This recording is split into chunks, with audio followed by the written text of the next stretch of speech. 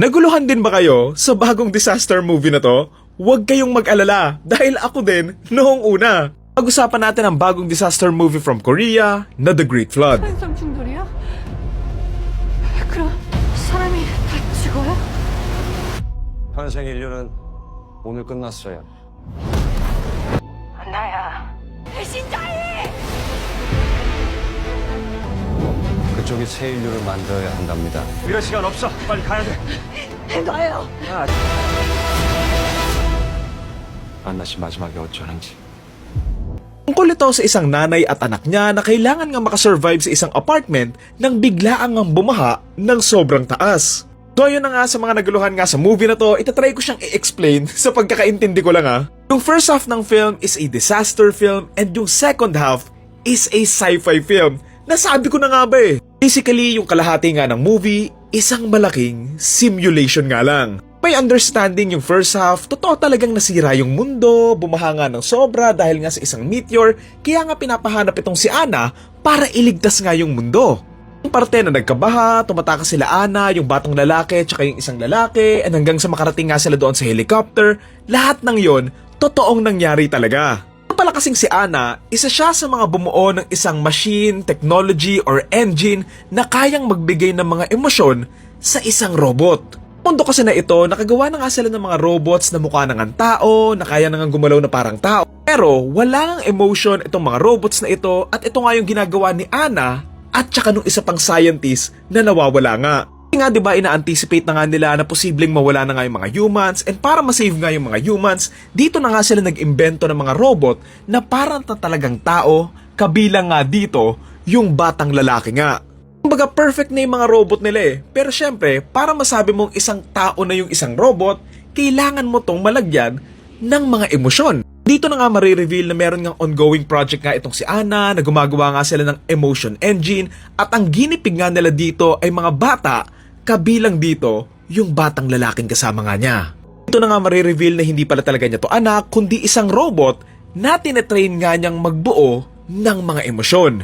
Ang nangyari kasi dito, itong batang robot nga na ito ay unti-unti nga nila pinapalaki hanggang sa makabuo nga ito ng emotion engine and matuto ba yung computer na to paano bumubuo ng emotion yung isang tao.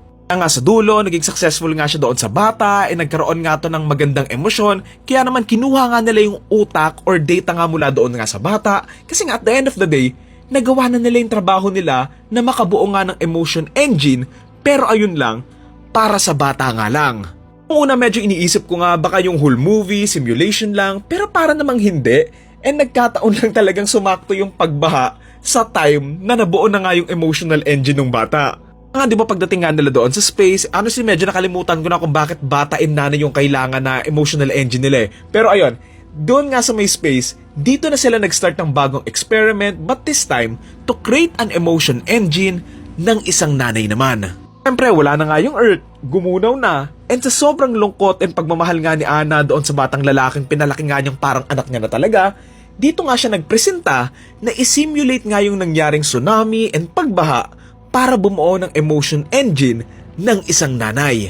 So ito na nga yung simulation half ng film na unti-unti na nga binubuo ng computer nga or system kung paano nga bumubuo ng emotion yung isang nanay gamit yung utak nga ni Anna mismo. Isipan nga niyang gawin yung grabe nga nilang naranasan para nga makabuo ng emotion engine ng isang nanay kasi what better way to create an emotion engine para sa isang nanay kundi ilagay mo siya sa isang sobrang grabing sitwasyon. Ulitin ko, yung first half, totoo talaga yung nangyari pero yung second half, ito na yung simulation na lang para sa mother version nga ng emotion engine. Kaya nga kung mapapansin mo nung nagsimula nga yung simulation, hindi nga siya gaanong mapagmahal doon sa anak niya, na kesyo sinusungitan nga niya, hindi niya naisipang kuhaan nga ng sapatos yung bata, tapos wala pa siyang emotional connection doon nga sa mismong bata. Bubuo nga lang itong emotional engine na ito sa napakaraming simulation nga kung saan pinaghihiwalay nga sila nung bata at itong si Anna, gagawin nga niya yung lahat para nga makuha ulit yung batang ito at dito na nga unti-unting nabubuo yung emotional connection nila sa isa't isa din. Ito na nga siya napapamahal at nagkakaroon na talaga siya ng pake na gusto niya na talagang iligtas yung bata.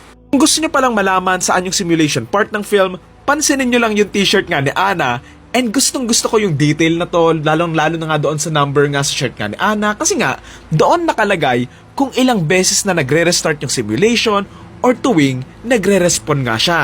Sobrang daming pinagdadaanan ng simulation nga itong engine para nga tuluyan itong ma-achieve or mabuo yung emotional engine ng isang nanay sa paulit-ulit ngang mga pangyayaring pagliligtas. So yun lang naman, I get the simulation part, I get the point of having robots and engine to preserve nga yung mga humans, pero ayun, I think it's not a great ending na nakabuo nga sila ng mga fake humans, so okay na.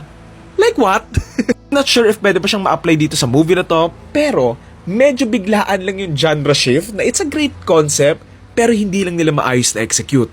Ko naman yung kwento, sadyang masyado lang siyang siniksik sa isang movie and walang masyadong context nga sa mga nangyayari, na I think this would be better if ginawang series or nag-add pa nga sila ng mga scenes like doon sa laboratory or sa mga mastermind nga ng experiment or engine na to.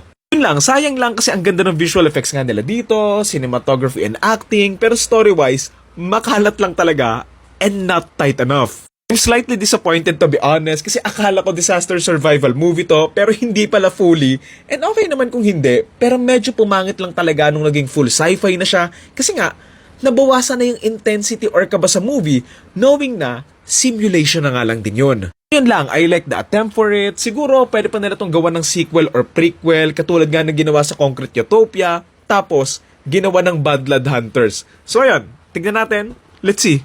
Tignan na nga natin, let's see pa. So again, ang title ng movie ay The Great Flood, and ang torta rating ko for this one ay 5.5 out of 10.